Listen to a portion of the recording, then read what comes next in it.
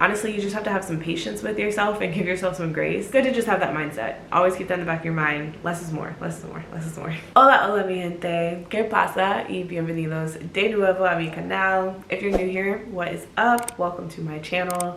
My name is Ariana and I am a digital nomad documenting my journey as I travel around the world. As you can tell by today's video, I'm going to be sharing 5 things with you all that I feel like are really important to be aware of prior to starting a nomadic journey. The first one being that it's really important to note that where you stay, the accommodations that you choose, and the area that it's in will highly impact your perception of a place that you're staying in, or even the country, honestly. I became hyper aware of this when I was in Mexico City. I ended up needing to find last minute accommodations. The first place that I booked was fraud. It was not how it looked in the pictures. So when I arrived, I had to find a new place to stay immediately. And so I ended up picking this Airbnb that was so nice on the inside. It looked great. I actually really loved staying there, but it ended up being in a very local area. It was in like their central downtown.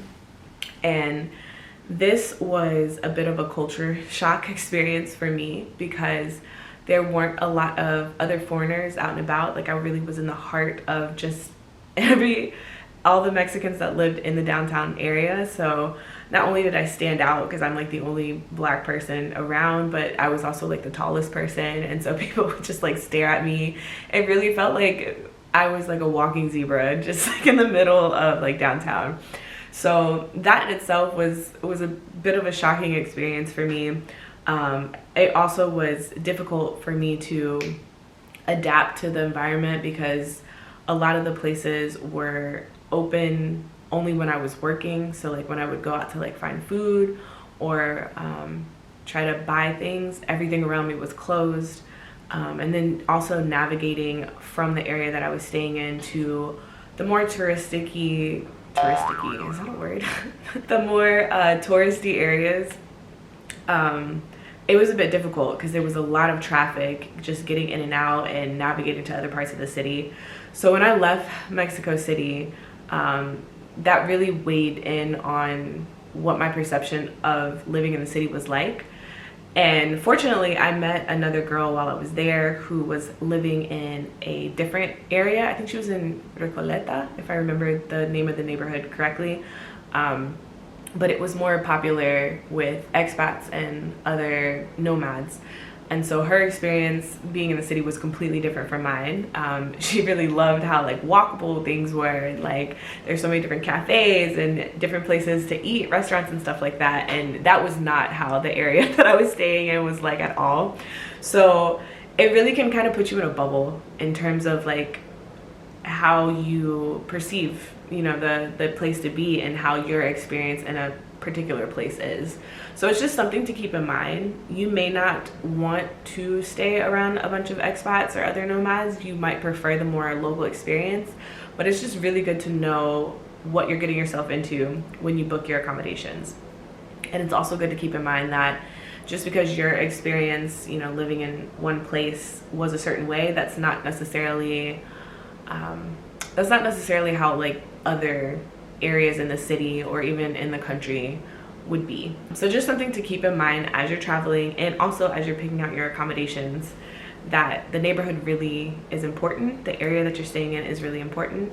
And you can use Facebook groups, obviously Googling ChatGPT, just to find out more about the neighborhood, but definitely look beyond just whatever apartment that you're booking. Like even though the apartment might look nice, it's good to expand your research a little bit further and make sure you'll like the area that you'll be staying in. The second thing to know before becoming a digital nomad is that less is more. And I know this sounds super cliche, but it really does apply to a lot of things, and it's something that you want to keep in the back of your mind throughout your whole journey.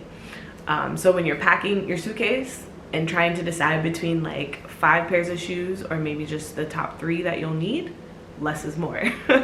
When you're trying to determine how many destinations you might want to pack into your itinerary, less is definitely more. I am now a fan of slow travel because I found myself getting burnt out very quickly when I was hopping around places, you know, every week or two. It was just too much to do at one time.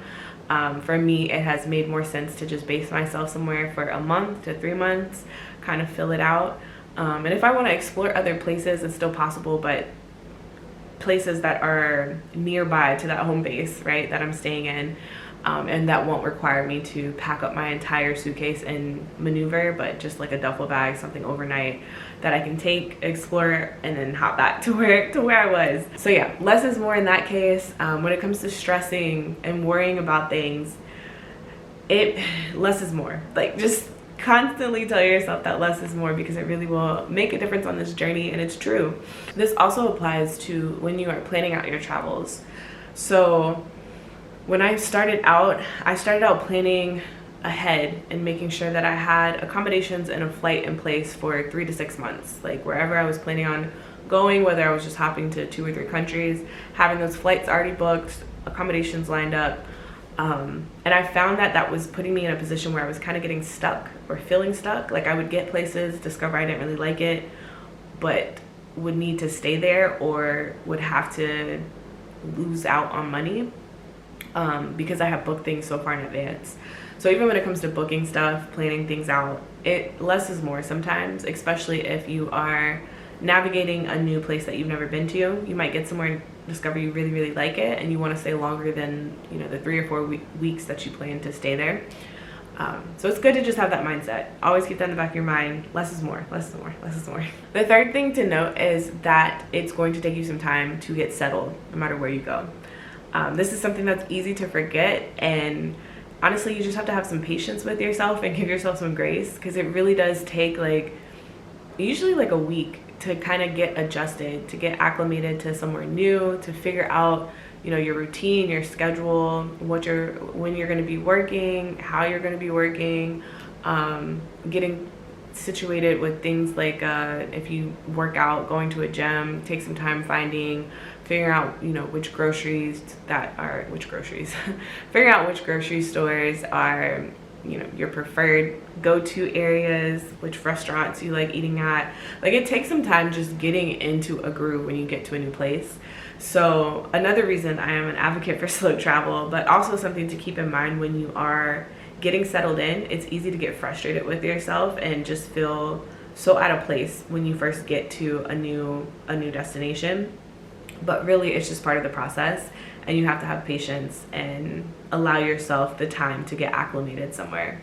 It's perfectly okay. The fourth thing that I think is important to note before becoming a digital nomad, and this is just my personal opinion, but I do believe that physical SIM cards are the best option when it comes to your cell phone service. I started out with a phone plan with Google Fi, which was okay, but it wasn't always the best service. Like, sometimes my data would lag, and honestly, it was way more expensive than just opting for a local SIM card that would give me not only better service but also access to a local phone number, which, as a nomad, when you're living in a place for an extended amount of time, is something that's really important to have. You never know when you're signing up for something. You could be signing up for a gym membership, you could be signing up to ride public bikes. Like, there's so many different things. You can sign up for a food delivery app, but they're gonna need a local number, not all the time, but sometimes. So it's just good to have a physical SIM card. And if you do use a physical SIM card, you're going to need a phone that will that has the slot to allow you to put it in there. And so if you're an Apple user, I know the iPhone 11 and older are the versions that actually have a slot. I think it's iPhone 11, don't quote me on it, but the newer iPhones do not have a slot for the SIM cards. So it's just good to be aware, if you know that you will want to use local SIM cards in the places that you go to.